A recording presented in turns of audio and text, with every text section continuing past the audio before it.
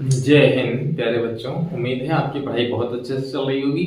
और आज का जो हमारा टॉपिक है वो है द्विघात समीकरण, मतलब क्वाड्रेटिक इक्वेशन, इसे इंग्लिश में बोलते हैं। ठीक, तो इसमें जो इसका जनरल रूप होता है वो होता है ax square plus bx plus c equal to 0। बट एक कंडीशन होगी कि a is not equal to 0। a की वैल्यू कभी भी 0 नहीं होगी। क्यों 0 नहीं होगी?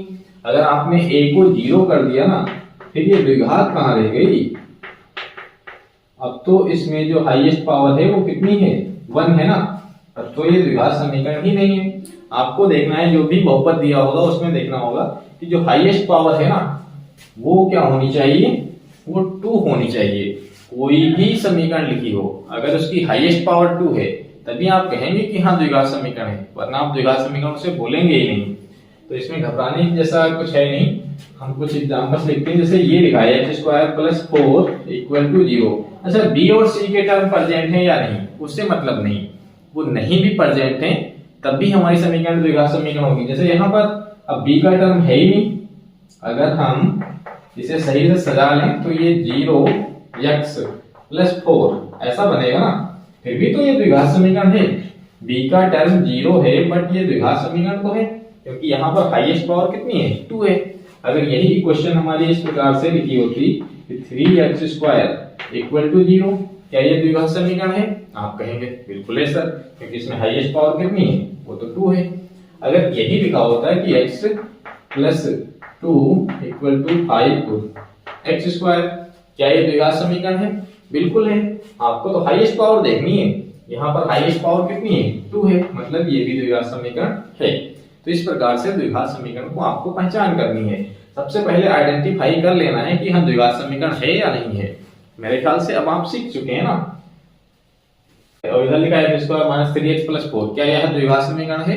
आप देखेंगे कि यहाँ पर पावर 2 है, यहाँ पर पावर 1 है। आप कहेंगे यस सर ये तो बिल्कुल है, लेकिन नहीं, थोड़ा सा सॉल्व भी करना है। अच्छा, सॉल्व हो रहा है तो उसे सॉल्व करना है। अब आप इधर देख रहे हैं a प्लस बी का होल स्क्वायर है।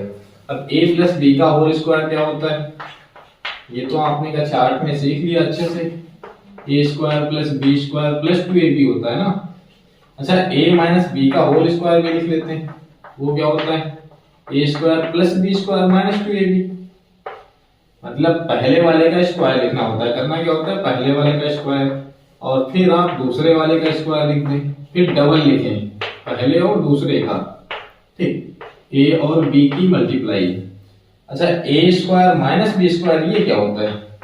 ये होता है एक डिब्बे में a माइनस बी और एक डिब्बे में a प्लस बी। तो इनको भी याद रखना है आपको। चलिए इसमें अप्लाई करते हैं। ये जैसे अप्लाई करेंगे तो x स्क्वायर प्लस 2 का स्क्वायर प्लस 2a मतलब x, b मतलब 2। अच्छा, इधर तो लिखा है x square minus 3x plus 4। अब आप देख पा रहे हैं कि ये x स्क्वायर ये बनेगा 4 प्लस और ये बनेगा 4x। अच्छा, ये प्लस का है उधर जाएगा माइनस एक्स स्क्वायर हो जाएगा, ये माइनस का है उधर जाएगा प्लस हो जाएगा, और ये प्लस का है उधर जाएगा माइनस हो जाएगा। अब आप सॉल्व करें थोड़ा सा। एक्स स्क्वायर कैंसिल, तो ये बचा 4 से 4 भी कैंसिल हो गया और ये बचा केवल 7x। क्या यह द्विघात समीकरण है? ये क्वाड्रेटिक इक्वेशन लिखी हुई है? आप कहेंगे बिल्कुल नहीं, क्योंकि अब तो इसमें स्क्वायर वाला टर्म ही नहीं है। जब इसका स्क्वायर वाला टर्म है ही नहीं, मतलब x की पावर 2 होनी चाहिए थी, वो तो है ही नहीं कहीं पर। यहाँ पर जो पावर बची वो 1 बची ना। जब पावर 1 बची तो द्विघात समीकरण कैसे है? नहीं है ना। तो आपको देखकर ऐसे डायरेक्ट नहीं बोल देना है। अगर सॉल्यूशन हो रहा है, सॉल्व करना है, तो उसे सॉल्व करने के बाद आप चेक करेंगे कि हाँ द्विघात समीकरण है या नहीं है। मूलों की प्रकृति की बात कर रहा है। तो मूलों की प्रकृति क्या मतलब? अच्छा, जब भी आपसे मूल कहे या फिर शून्य कहे, इन दोनों का मतलब एक ही होता है और इंग्लिश में इसका मतलब रूट ही होता है। ज्यादा दिक्कत हो तो आप इंग्लिश का भी पढ़ लें, उधर पेपर लिखा रहता है। तो इंग्लिश में तो रूट कहते हैं, वैसे मूल और शून्य दोनों का मतलब एक ही होता है। तो यहाँ पर हम बात कर रहे थे द्विघात समीकरण की और उसके मूलों की प्रकृति के बारे में। कि उसके मूलों की प्रकृति मतलब उनका नेचर कैसा होगा। ठीक, वो किस प्रकार से बिहेवियर करते हैं, तो उसके लिए आप डी निकाल लें। डी का जो फार्मूला होता है वो होता है B square minus 4ac। D को कहते हैं विविधकर। डी को बोलते हैं विविधकर यानी डिस्क्रिमिनेट। तो डी होता है बी स्क्वायर माइनस 4ac। अब ये अच्छा डी का मान या तो 0 से बड़ा होगा या फिर 0 से छोटा होगा या फिर 0 के इक्वल हो जाएगा ना, ज्यादा से ज्यादा इक्वल हो सकता है। तीन कंडीशन बनेगी। पहली कंडीशन डी का मान 0 से बड़ा होगा, दूसरी कंडीशन डी का मान 0 से छोटा होगा और तीसरी कंडीशन बनेगी ज्यादा से ज्यादा डी का मान 0 के इक्वल होगा ना। अच्छा बड़ा होगा, बड़ा का मतलब आप समझते हैं डी का मान जब भी पॉजिटिव आ जाएगा, और छोटा होगा मतलब डी का मान जब भी नेगेटिव आ जाएगा, और इक्वल का मतलब समझते हैं बराबर बराबर आएगा। तो डी का मान जब 0 आ जाएगा तो यहाँ पर प्लस का मतलब क्या है, इस कंडीशन में जो हमारे मूल होंगे वो हो जाएंगे वास्तविक। जब भी डी का मान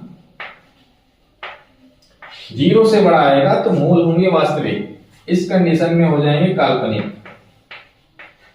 इसमें हो जाएंगे काल्पनिक। और अगर डी का मान 0 है तो इस कंडीशन में जो हमारे मूल होंगे वो होंगे समान। समान का मतलब समझते हैं बराबर। अल्फा और बीटा दोनों की वैल्यू बराबर आएगी, मतलब अल्फा अगर 4 आ गया तो बीटा भी कितना आएगा, 4 ही आएगा। अच्छा एक बात ध्यान रखिए, द्विघात समीकरण है इसलिए रूट हमेशा इसके 2 ही आएंगे, एक अल्फा दूसरा बीटा।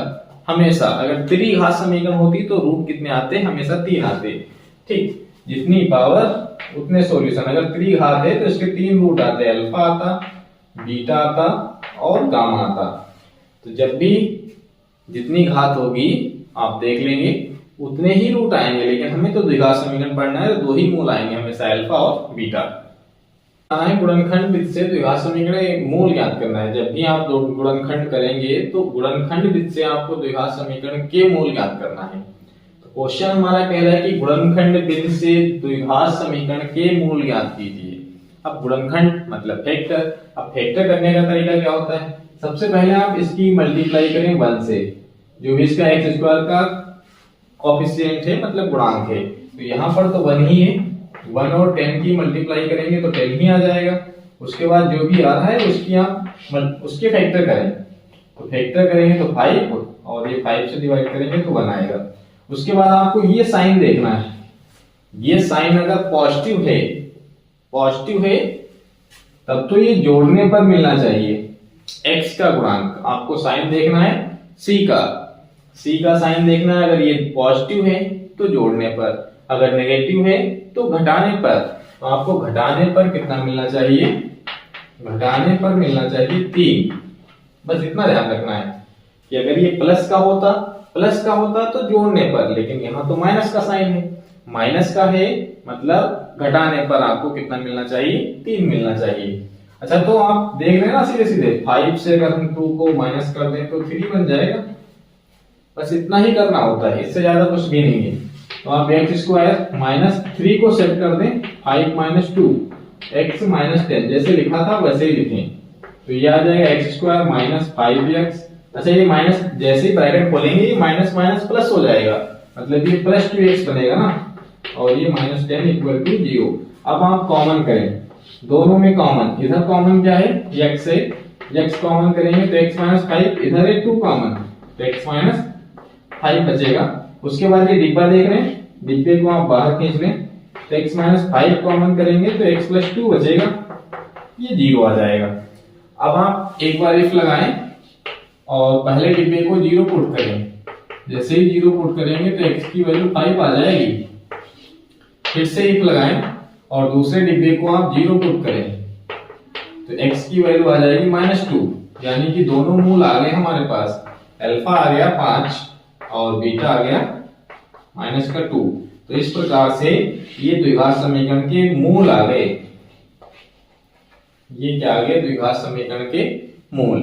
अच्छा मूलों की प्रकृति पूछी होती उसने, अगर आपसे कहा होता कि आप मूलों की प्रकृति बताइए तो मूलों की प्रकृति कैसे निकालते, तो उसके लिए आप करते ax square plus bx plus c equal to 0 से तुलना कर देते। तुलना का मतलब समझते, नहीं समझते तो समझे। अच्छा यहाँ पर तुलना करते तो a का मान कितना आ जाता, 1 आ जाता ना, और जो b की वैल्यू है वो कितनी आती, आपको साइन भी नोट करना है, ये भी ध्यान दें। तो b की वैल्यू आ जाती है -3 और जो c की वैल्यू आती है वो आ जाती -10।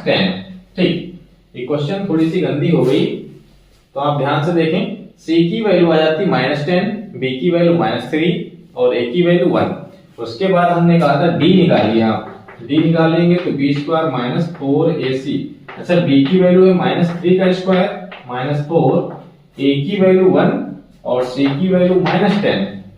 ठीक, तो ये बचेगा 9 और ये माइनस माइनस प्लस, ये आ गया 40, जोड़ेंगे तो 49। अच्छा, d कैसा आया, आपको ये क्या है इससे मतलब नहीं है, आपको चिन्ह देखना है d कैसा आया, ये प्लस का आया या माइनस का आया। तो d आया हमारा प्लस का, d की वैल्यू आई है प्लस में आई है और 0 से बड़ी है, 49 है ना, तो d का मान आ गया 0 से बड़ा। यानी पहली वाली जो कंडीशन बताई थी ना, मूल कैसे हो जाएंगे वास्तविक, तो मूल कैसे हैं वास्तविक, यानी रियल रूट आ गए।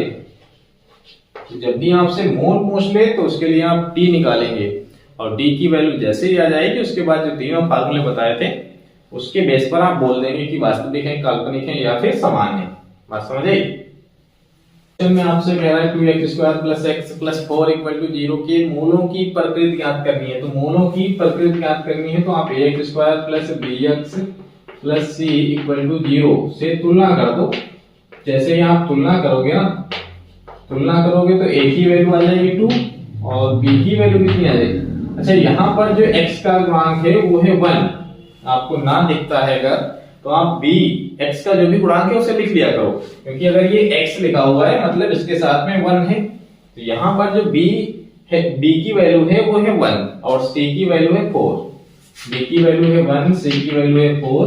अब आप d निकाल दें, d होता है b² -4ac।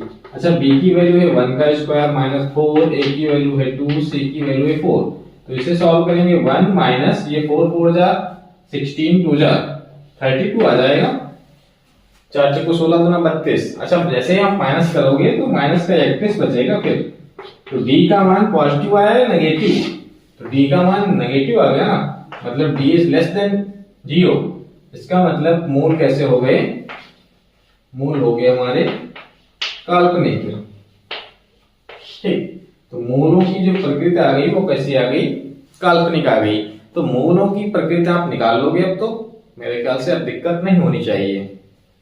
जो द्विघात समीकरण लिखी हुई है इसमें आपको निकालना है मूल यानी शून्य, और किस विधि से, गुणनखंड विधि से निकालना है, यानी फैक्टर अप्लाई करने हैं। तो फैक्टर मेथड अप्लाई करना है। तरीका क्या है, स्टेप फर्स्ट, आप इसे स्टेप वाइज करिएगा। तो स्टेप फर्स्ट में आपको क्या करना है कि आप जो भी x² का गुणांक है, गुणांक समझते हैं, जैसे ये लिखा है 4x, तो यहाँ पर जो x का गुणांक है वो है 4। ठीक, अगर ये लिखा है 5x², तो यहाँ पर जो x² का गुणांक है वो है 5। ठीक, अगर ये लिखा है केवल x3, तो यहाँ पर जो x3 का गुणांक है वो कितना है 1। अच्छा, 1 होता है, ठीक, कैसे होता है, क्यों होता है, क्योंकि आप जानते हैं 10 1 जा 10 ही होता है ना, और 2 1 जा भी 2 ही होता है। तो 1 तो सबके मल्टीपल में होता है। बात समझ आई। तो यहाँ पर कुछ भी नहीं है तो 1 है। तो आपको पहले स्टेप में क्या करना है, जो भी x² का गुणांक है उसकी मल्टीप्लाई करनी है। किससे करनी है, कांस्टेंट टर्म से। जो भी कांस्टेंट टर्म है तो जिसके साथ x नहीं है, या आप ऐसा समझ सकते हैं कि जिसके साथ x नहीं है, इसमें तो x² है, इसमें भी x है और इसके साथ x है, आप कहेंगे नहीं है। तो 100 की मल्टीप्लाई करनी है 1 से। तो पहले स्टेप में आपको करना है 100 की 1 से मल्टीप्लाई। अच्छा, साइन के साथ ये भी प्लस था, ये भी प्लस है, तो प्लस प्लस की मल्टीप्लाई प्लस ही होगी ना। तो आप जैसे ही मल्टीप्लाई करेंगे तो ये मिल जाएगा 100। अब आप साइन देखो, इसका जो साइन आया है वो है पॉजिटिव।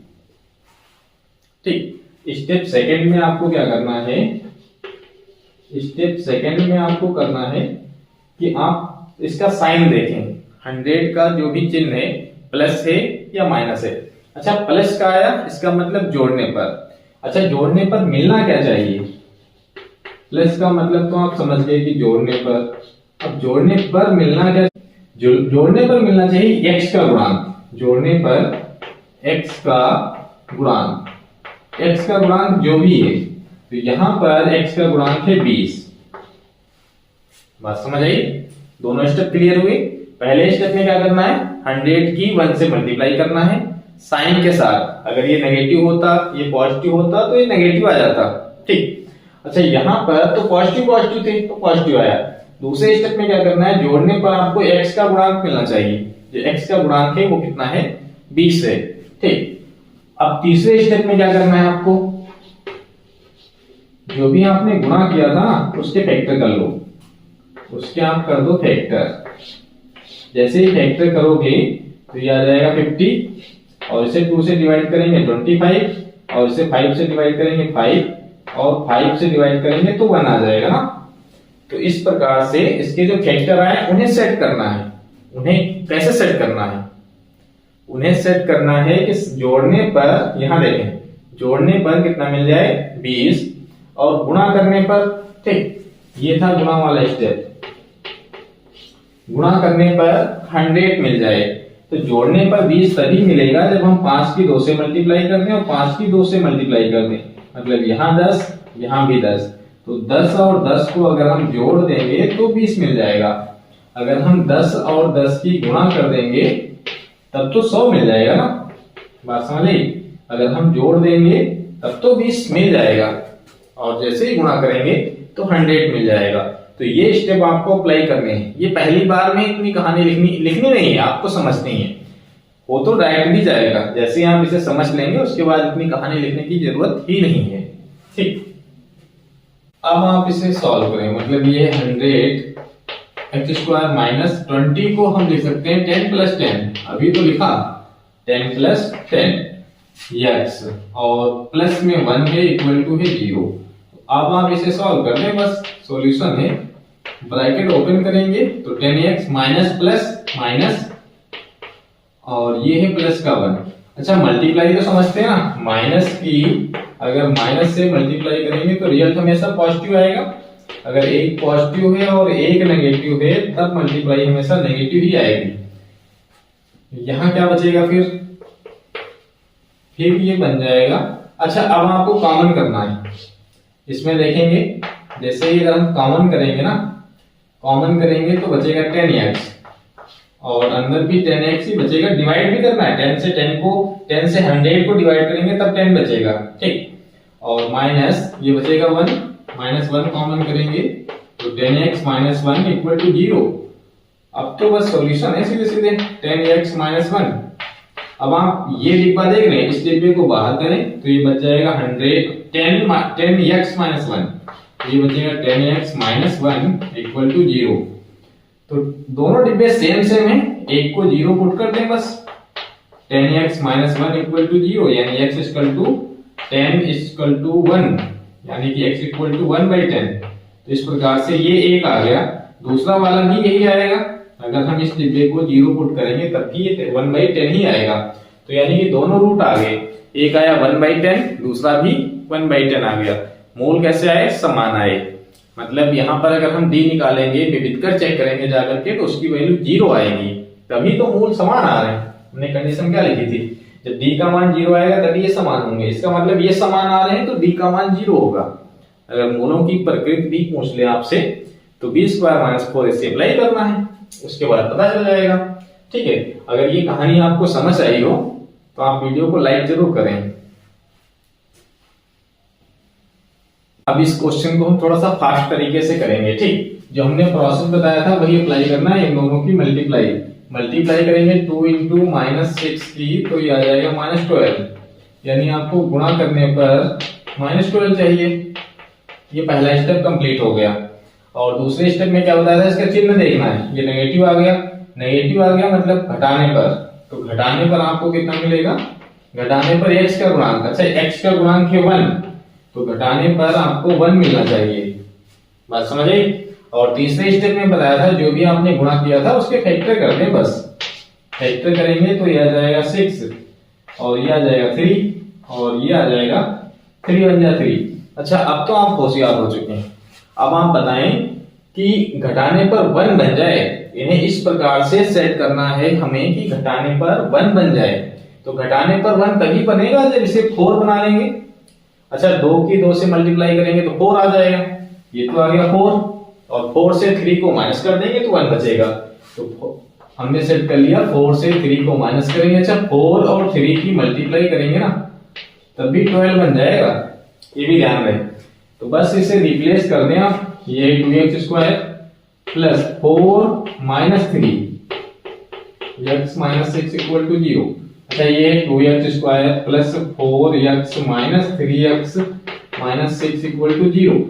अब आप इसमें से 2x कॉमन करें तो ये बचेगा x प्लस 2 माइनस 3 कॉमन करें तो x प्लस 2 इक्वल टू 0। अच्छा, बाहर माइनस कॉमन है इसलिए माइनस वाला प्लस हो जाएगा। अब आप देख रहे हैं ये डिब्बा कॉमन है, दोनों डिब्बे आप ध्यान से देखें, इसे आप बाहर खींच लें। जैसे ही आप बाहर खींचेंगे x प्लस 2 को बाहर निकालेंगे तो ये बचेगा फिर 2x माइनस 3। समझ आया ना? अब आप एक बार इफ लगाएं और पहले वाले को 0 पुट करें। x प्लस 2 को आप 0 पुट करेंगे तो x की वैल्यू आ जाएगी माइनस 2। दूसरी बार 1 पुट करें, मतलब 2x माइनस 3 को आप 0 पुट करेंगे तो 2x इक्वल टू 3 और x इक्वल टू 3/2, यही आ जाएगा ना। तो एक मूल आ गया हमारा -2, दूसरा आ गया, यही आ गया अल्फा, इसे आप बोल सकते हैं बीटा। तो अल्फा की वैल्यू -2 आ गई और बीटा की वैल्यू आ गई 3/2। तो इस प्रकार से आप फैक्टर मेथड अप्लाई करके द्विघात समीकरण के मूल निकाल सकते हैं।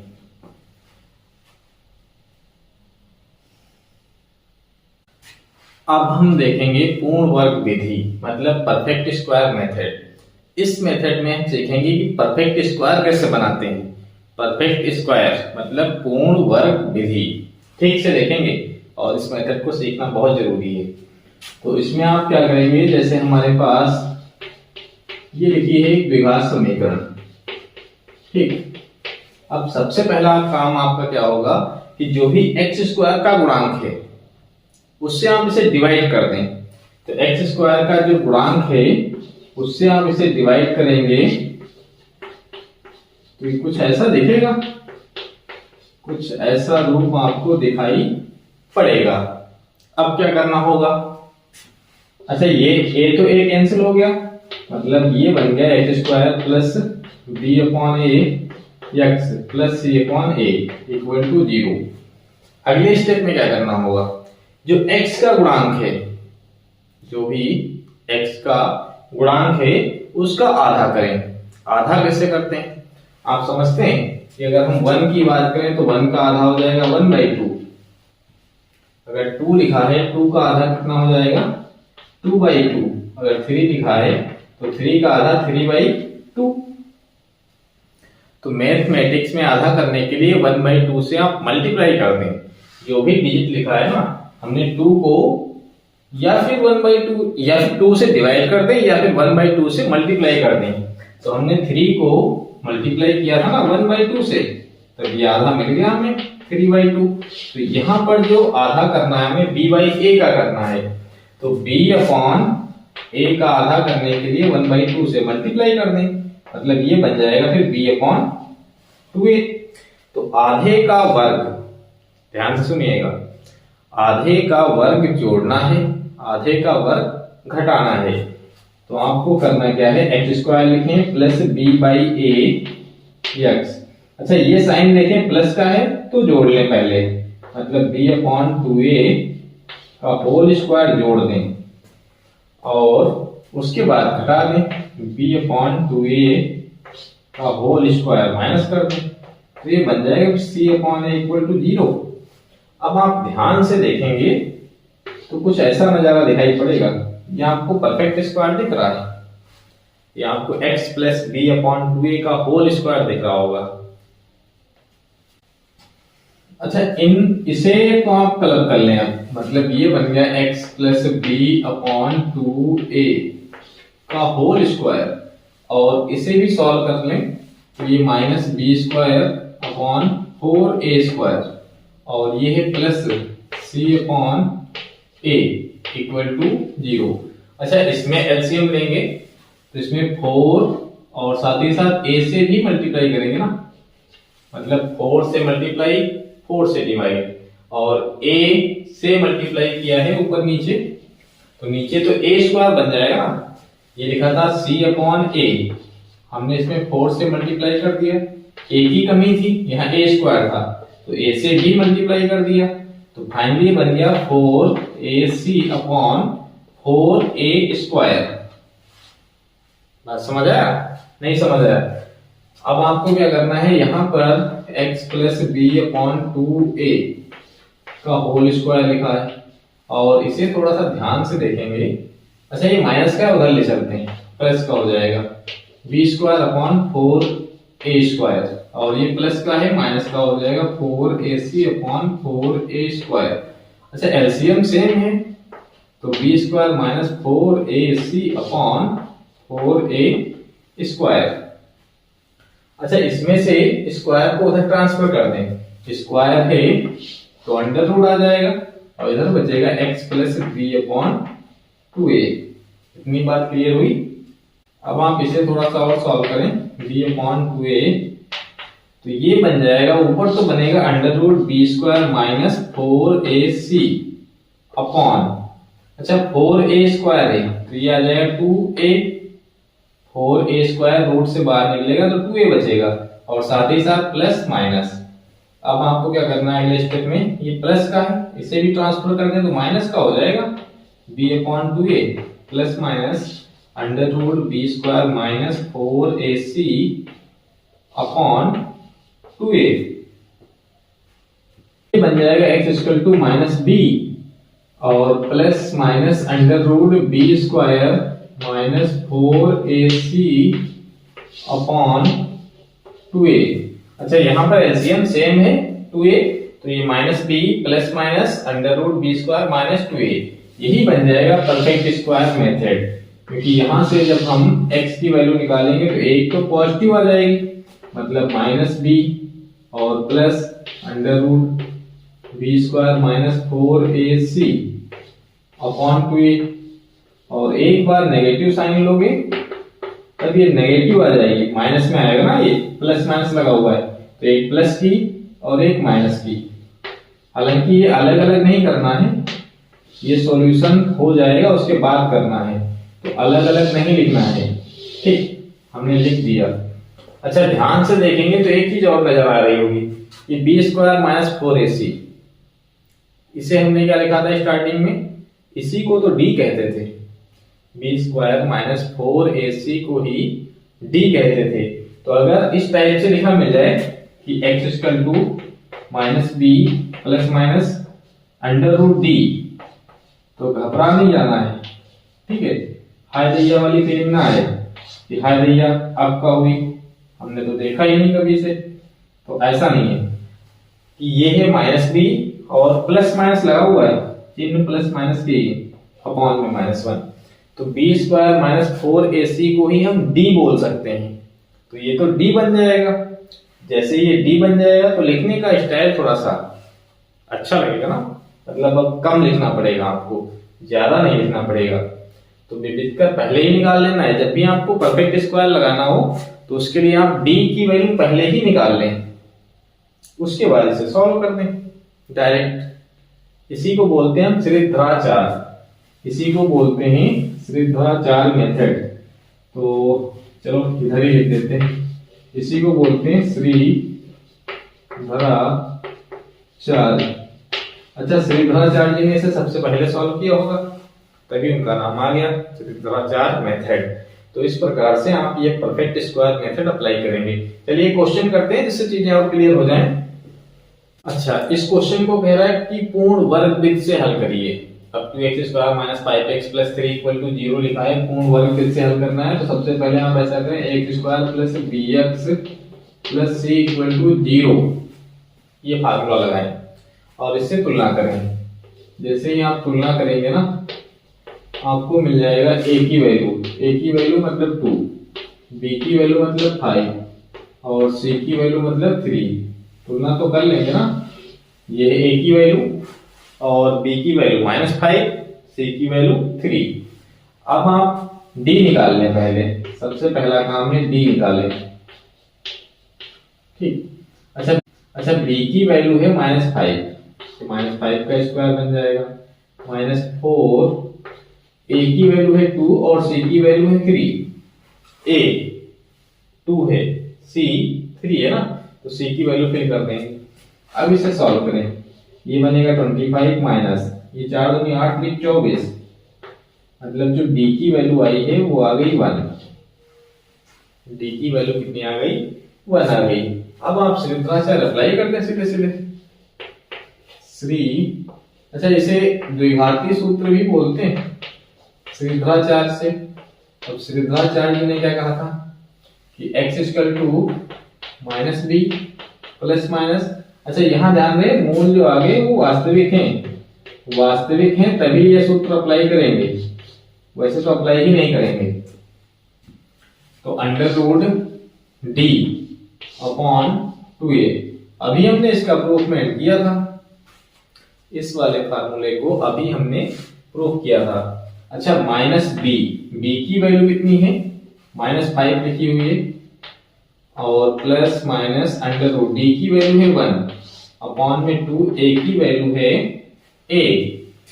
एक का मतलब है 2। ठीक, तो ये आ जाएगा प्लस का 5 प्लस माइनस, अच्छा √1 है ये तो 1 ही बचेगा, अपॉन में है 4। तो यहां से x की दो वैल्यू हैं, एक तो प्लस वाली एक माइनस वाली, तो एक बार आप पॉजिटिव साइन ले लेंगे और एक बार नेगेटिव। तो जैसे ही हम पॉजिटिव साइन लेंगे तो प्लस चिन्ह लेने पर एक बार आप प्लस चिन्ह ले लें, प्लस चिन्ह लेने पर, और एक बार आप माइनस चिन्ह लेने पर, ठीक माइनस चिन्ह लेने पर, तो प्लस चिन्ह लेंगे तो x की वैल्यू आ जाएगी 6 और 6 नहीं 5 + 1, 5 + 1 अपॉन में 4, मतलब 6 + 4। ठीक, 5 + 1 अपॉन 4, मतलब डिवाइड करेंगे तो ये 3 और ये 2, 3/2 बचेगा फाइनली, और एक बार माइनस चिन्ह लेंगे तो 5 - 1 अपॉन 4। ठीक, इस बार हम माइनस वाला चिन्ह ले रहे हैं, तो माइनस मतलब 5 - 1 यानी 4/4, यानी कि 1 आ जाएगा फिर। तो इस प्रकार से ये आ जाएंगे आपके रूट। ये जो k का मान निकालना है ये तो क्वेश्चन आपके एग्जाम में बनता ही बनता है, मतलब ये क्वेश्चन पहले से ही आउट है कि आपके बोर्ड एग्जाम में आएगा ही आएगा। तो इसमें करना क्या होता है, अच्छा कह रहा है k का मान ज्ञात कीजिए यदि मूल बराबर है। कंडीशन आपने ठीक से पढ़ ली, मूल बराबर है। मूल बराबर कब होते थे? जब d का मान 0 होता था। तो उसके लिए आप तुलना करें ax² + bx + c = 0 से। पैटर्न देख लें कैसे लगाना है, तुलना। आप इसकी तुलना करें, जैसे ही तुलना करेंगे तो a की वैल्यू 2 और b की वैल्यू आ जाएगी k और c की आ जाएगी 3। a का मान 2, b का मान k और c का मान 3। अब चूंकि मूल बराबर है, कंडीशन क्या है? मूल बराबर है। अब जब मूल बराबर है उस कंडीशन में d क्या आएगा? उस कंडीशन में d आ जाएगा 0। d की वैल्यू तो 0 आएगी ना, d की वैल्यू 0 आएगी, मतलब b² - 4ac 0 आ जाएगा। अब आप वैल्यू पुट कर दें बस, b की वैल्यू है k, मतलब k का स्क्वायर -4, a का मतलब है 2 और c का मतलब है 3, तो ये 2 × 3 = 0। अच्छा ये k² माइनस ये आ जाएगा 4 × 2 = 8, 8 × 3 = 24 = 0। तो k = आ जाएगा 24, k² = 24, मतलब k की वैल्यू आ जाएगी √24। अच्छा 24 को फैक्टर करेंगे तो देखो कुछ बाहर निकलेगा, मेरे ख्याल से निकलेगा। 2 से डिवाइड करेंगे 12 बनेगा ना, 2 से डिवाइड करेंगे 6 बनेगा, और 2 से डिवाइड करेंगे 3, 3 से डिवाइड करेंगे 1। ठीक, तो एक ही पेयर बन रहा है, मतलब 2 बाहर निकलेगा, बाकी तो सब अंदर 2√6। तो k की फाइनली वैल्यू आ जाएगी 2√6। तो इस प्रकार से ये क्वेश्चन बहुत इजी है, लेकिन आपके एग्जाम में ये क्वेश्चन बनता ही बनता है। तो ये तो अच्छी बात है कि इतना इजी क्वेश्चन आपके एग्जाम में बनता है। तो इसे नोट कर लें। अच्छा, अब ये जो क्वेश्चन है ये भी इसमें वैल्यू k की ही फाइंड करनी है। तो k की वैल्यू फाइंड करनी है, पहले आप इसे थोड़ा सा सही लिख लें, अंदर मल्टीप्लाई कर दें। जैसे kx स्क्वायर की x से मल्टीप्लाई करेंगे, एक बार x के साथ और एक बार 2 के साथ, तो ये बन जाएगा फिर 2kx। अब आप कंपेयर कर दें ax स्क्वायर से, जनरल द्विघात समीकरण जो भी थी ax square plus bx plus c equal to 0 से तुलना करें।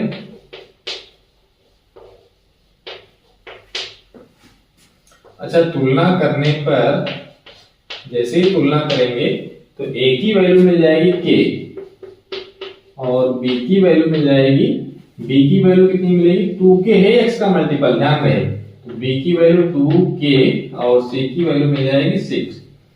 चूंकि मोल बराबर है, मोल बराबर है, चूंकि अच्छा चूंकि मोल बराबर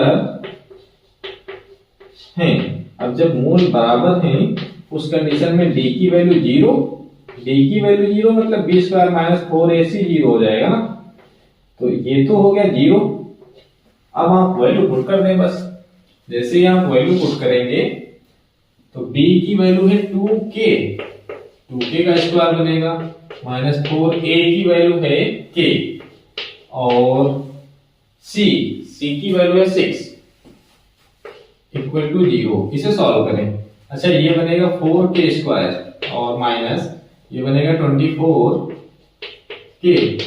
अब फिर से ये द्विघात समीकरण बन गई, ध्यान से देखें, इसमें से 4k कॉमन, यहां पर गलती क्या करते हैं आप, 4k कॉमन लेते हैं, उसके बाद बचेगा ये 1 माइनस, ठीक, यहाँ k बचेगा, सॉरी यहाँ बचेगा k माइनस और ये 6 इक्वल टू 0। आप इसे तो 0 कर देते हैं, ये 0 नहीं करना है, एक तो वैल्यू आएगी 4k इक्वल टू 0, यानी k की वैल्यू आ जाएगी 0, ठीक। और दूसरी बार आपको k माइनस 6 को 0 पुट करेंगे तो k की वैल्यू आएगी 6। तो दो वैल्यू आएंगी k की, एक तो 6 और दूसरी 0।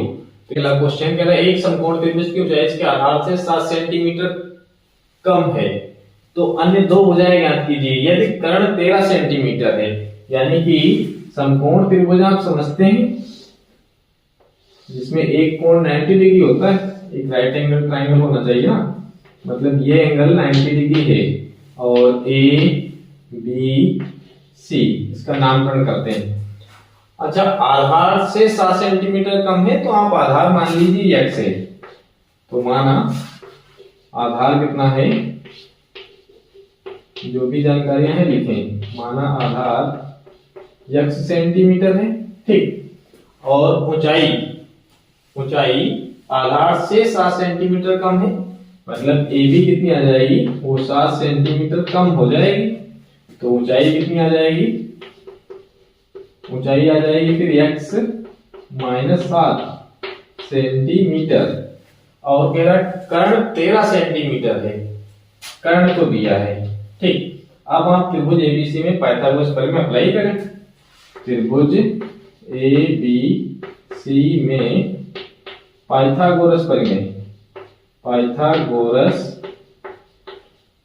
अच्छा पाइथागोरस प्रमेय क्या कहती है कि कर्ण का स्क्वायर, कर्ण यहाँ पर AC है और इक्वल टू आधार का स्क्वायर प्लस लंब का स्क्वायर, ठीक। तो कर्ण जो है, कर्ण तो 13 है तो 13 का स्क्वायर हो जाएगा, आधार मतलब x का स्क्वायर प्लस लंब मतलब x माइनस 7 का स्क्वायर। अब ये तो a माइनस b का होल स्क्वायर बन गया ना, ये फार्मूला आप अप्लाई करें, ये आ जाएगा a square plus b square minus 2ab। तो इस फार्मूले को आप अप्लाई करेंगे, जैसे अब अच्छा 13 है, ये 13 का स्क्वायर होता है 169 और इधर है x स्क्वायर प्लस ये आ जाएगा x स्क्वायर प्लस 7 का square minus 2 into x into 7, formula तो यही कहता है। अच्छा, इधर ये जुड़ भी जाएंगे, x स्क्वायर 2x स्क्वायर बन जाएगा और ये बनेगा 49 माइनस इन दोनों की गुणा यानी 14x और इधर है 169। तो आप ऐसा करें 169 ये प्लस का 49 है, उधर जाएगा माइनस का 49 हो जाएगा, और इधर है 2x² माइनस 14x। तो आप अब ऐसा करें, इसे घटाएं, पहले घटाएंगे तो बचेगा 120। ठीक, जैसे ही आप माइनस करेंगे 120 बचेगा, और इधर है 2x² माइनस 14x। अच्छा, ये 2 से भाग भी हो रहा है, आप ध्यान से देखें, ये भी 2 से भाग हो जाएगा, ये भी हो जाएगा, ये भी हो जाएगा। तो आप 2 से भाग कर दें, 2 से भाग करने पर जैसे ही आप 2 से भाग करेंगे तो ये बचेगा 60, और ये बचेगा x² और माइनस ये बचेगा 7x।